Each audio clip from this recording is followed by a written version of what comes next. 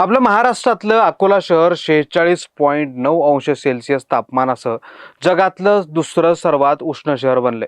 हे घडतंय कारण सध्या संपूर्ण विदर्भ एका हीट डोममध्ये अडकलाय। येत्या 30 एप्रिल पर्यंत महाराष्ट्रातील अनेक जिल्ह्यांसाठी हवामान विभागानं अतिदक्षतेचा इशारा दिलाय। नक्की काय आहे हा हीट डोम आणि तुमच्या जिल्ह्यासाठी हवामान विभागाचा काय अलर्ट आहे हेच आपण या व्हिडिओत जाणून घेणार आहोत, त्यामुळे व्हिडिओ शेवटपर्यंत नक्की बघा। नमस्कार, मी दारेश्वर रेड्डी, तुम्ही पाहताय टीओडी मराठी। सध्या विदर्भात सूर्य अक्षरशः आग ओकतोय। 26 एप्रिलला अकोल्याचं तापमान 46.9 अंश सेल्सिअसवर पोहोचलं। पाकिस्तानातील नवाब शहरानंतर अकोला जगातलं दुसरं सर्वात उष्ण शहर ठरलं। नवाब शहराचं तापमान 47 अंशावर पोहोचलंय। विदर्भात केवळ अकोलाच नाही तर अमरावती 46.8 अंश सेल्सिअस आणि वर्धा 46.4 अंशावर भाजून निघत आहे। तिकडे जळगावमध्ये पारा 40 अंशाच्या पुढे गेल्यानं अनेक ठिकाणी वीज पुरवठा करणारे ट्रान्सफॉर्मर जळून खाक होण्याच्या घटना घडल्यात। ट्रान्सफॉर्मर मधील ऑइलचं तापमान 80 ते 90 अंशावर गेल्यास स्फोट होण्याची किंवा शॉर्ट सर्किट होण्याची शक्यता असते। त्यामुळे हे ट्रान्सफॉर्मर वाचवण्यासाठी महावितरणला चक्क ट्रान्सफॉर्मरच्या भोवती कूलर लावावे लागलेत। हिंगोलीमध्ये तर पाणीबाणी आले। 9 तलावांमधील पाण्याची पातळी जोत्याखाली गेली असून 4 तलाव पूर्णपणे कोरडे पडलेत। राजधानी मुंबईत पारा 39 अंशावर तर पुण्यात 42 अंशावर पोहोचला। मग अचानक इतकी उष्णता का वाढली आहे? तर याला कारणीभूत आहे हीट डोम। सोप्या भाषेत सांगायचं तर वातावरणातील उच्च दाबाच्या क्षेत्रामुळे एखाद्या भांड्यावर झाकण ठेवल्याप्रमाणे जशी स्थिती निर्माण होते, यामुळे उष्ण हवा बाहेर न फेकली जाता ती आतच अडकून राहते। सोबतच आकाश निरभ्र असल्यानं सूर्याची किरणं थेट जमिनीवर पोहोचतात आणि हवा वरच्या दिशेने बाहेर पडत नसल्यानं वातावरणातील उष्णतेची तीव्रता एका तप्त तंदूरसारखी वाढत जाते। कोणत्या जिल्ह्यांना उष्णतेच्या लाटेचा अलर्ट? हवामान विभागाच्या ताज्या बुलेटिननुसार विदर्भातील अनेक जिल्ह्यांना 30 एप्रिल पर्यंत उष्णतेच्या लाटेचा इशारा देण्यात आला।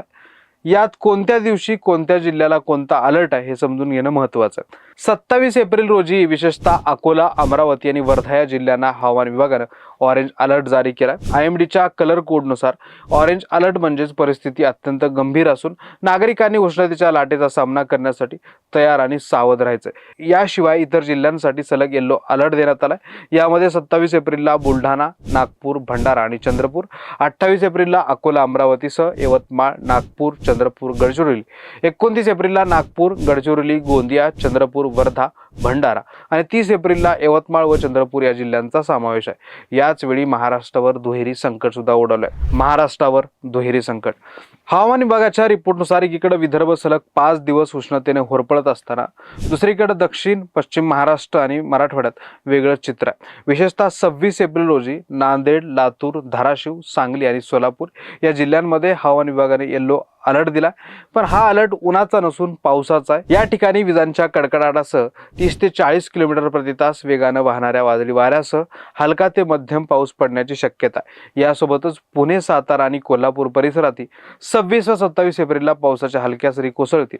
हवामान विभागाने स्पष्ट इशारा दिलाय की या अवकाळी पावसामुळे आणि सोसाट्याच्या वाऱ्यांमुळे शेतीतील पिकांचं मोठं नुकसान होऊ शकतं, तसंच कच्च्या घरांची पडझड होणं आणि कमकुवत झाड उन्मळून पडण्याची शक्यता आहे। वाढत्या उष्मापासून स्वतःचा बचाव कसा करायचा यासाठी हवामान विभागानं स्पष्ट नियमावली दिली आहे। IMDच्या नियमावलीनुसार शरीरातील पाण्याचं प्रमाण योग्य ठेवण्यासाठी प्रौढ व्यक्तीने दिवसाला 3 ते 4 लिटर पाणी पिणं आवश्यक आहे। तहान लागलेली नसतानाही वारंवार पाणी पित राहा, जेणेकरून डिहायड्रेशन होणार नाही। लिंबू सरबत किंवा फळांच्या रसातून शरीराला आवश्यक क्षार मिळवा।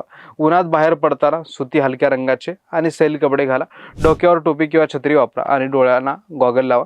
दुपारी कडक उन्हाच्या वेळेत बाहेरची किंवा जास्त कष्टाची कामं करणे शक्यतो टाळा। तुम्हाला चक्कर येणं, मळमळ, डोकेदुखी किंवा थकवा अशी उष्माघाताची लक्षणं जाणवली तर तात्काळ सावलीत थांबा आणि त्वरित डॉक्टरांचा सल्ला घ्या।